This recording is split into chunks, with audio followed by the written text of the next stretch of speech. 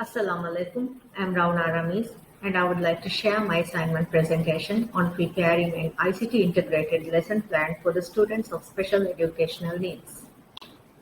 In this assignment, I'll be focusing on an introduction, importance of preparing lesson plans, focused students' profiles, the lesson plan I prepared, importance and benefits of using ICT for students with SEND, and also assessment for learning. In the introduction, I have looked at the importance of bringing modifications and accommodations to the national curriculum in order to cater for the students with individual differences. And then I have highlighted on the importance of preparing lesson plans. So the lesson plan helps the teachers to ensure that the practices in their classrooms are on a daily basis are ensuring that the students are making sufficient long-term progress towards their goal. It also gives you a detailed idea of what and how students will learn and how they will be assessed. The student profiles. As the first student, I have chosen Noora, a 7-year-old who has difficulty reading and writing in both English language and Diwali as well. She wears glasses. She is very obedient in socializing. She is diagnosed with dyslexia and speech delay. She enjoys discussing her thoughts and ideas with her friends, but she has difficulty recognizing letter sounds and blends, reading 3 to 4 letter words, as well as letter formation.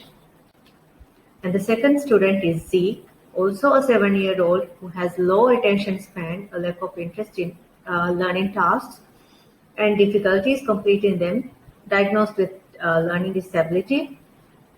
He has a strong desire to engage in art activities such as coloring and drawing. He has trouble recognizing letters of the alphabet, reading large texts and linear space, as well as letter formation. The lesson plan. The lesson plan is based on the English language for grade 1 that can be carried out for both students, since both students are diagnosed with the same condition and that they have the same ability levels. They have the same IEP goals and the lessons are planned for both students, yet it will be carried out individually in one-on-one sessions. So the lesson is an English lesson. The topic is phonics and blended sounds. The time duration, double periods, which would be 70 minutes. The students will be catered physically as it is more beneficial for the student as well. And the IP goal, by the end of the term, students will be able to attend one-on-one sessions to Taj Pearls and will be able to read and write simple 3 to 4 letter words and help with little help from the teacher make 3-word sentences to those words orally. As an instructional mode, I will be using the 5E model where students will be engaged in the learning tasks as well as learning tasks as they are interactive activities which enhances the students' interests. Students will be allowed to explore the different tools by completing the tasks given through the online games and tasks. Students are allowed to explain how they work during the task, elaborate. Students' experience is deepened and expanded as they can adapt into new circumstances. Students consider their skills and the learning process as well as evaluation process. The instructional strategy would be using visual aids, technology, differentiated instructions, hands-on activities, and ICT activities as well. And the multimedia digital tools that I have used, the iRubric, Kahoot, Quizzes, Stafford.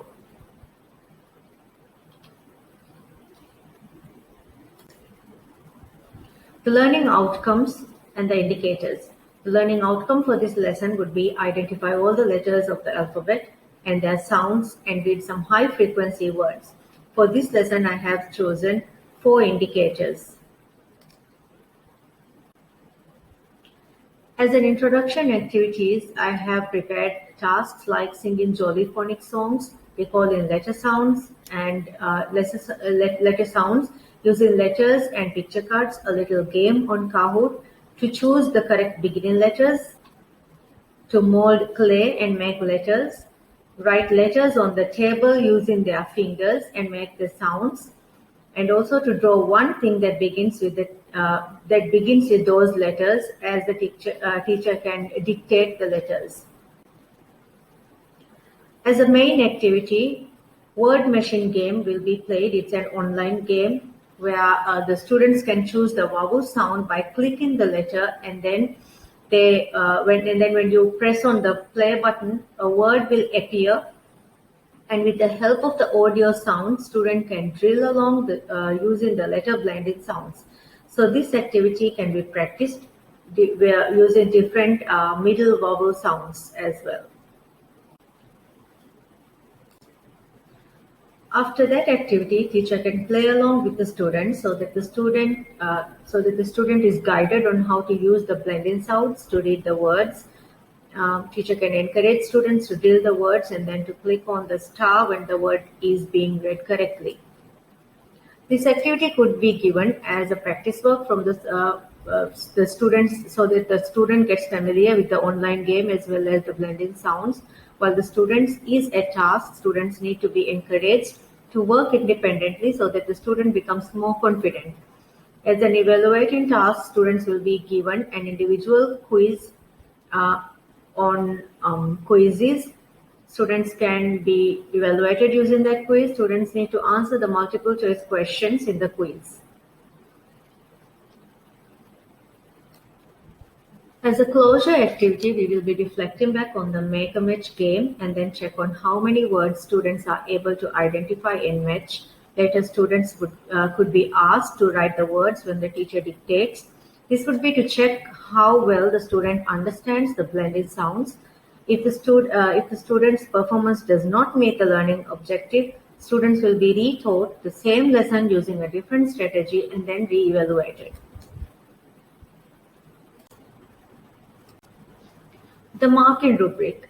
In this marking rubric, I will be focusing on 4 categories. The first one is identify the common sounds that letters present. And the second one, use knowledge of letter sound relationships to decode regular words in text and independent of context. The third, recognize that new words are created when letters are changed and added or deleted. And last, identify and read at least 10 high-frequency words from a commonly used lists. So for all 4 categories, students will be evaluated using the criteria fully achieved, mostly achieved, and achieving.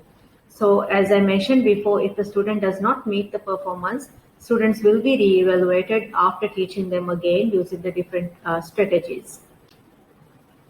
Now let's have a look at a few important points on using ICT for students with SEND. They are to motivate and engage students in a variety of ways, and it encourages students' independence by allowing students to complete activities that they were previously unable to accomplish.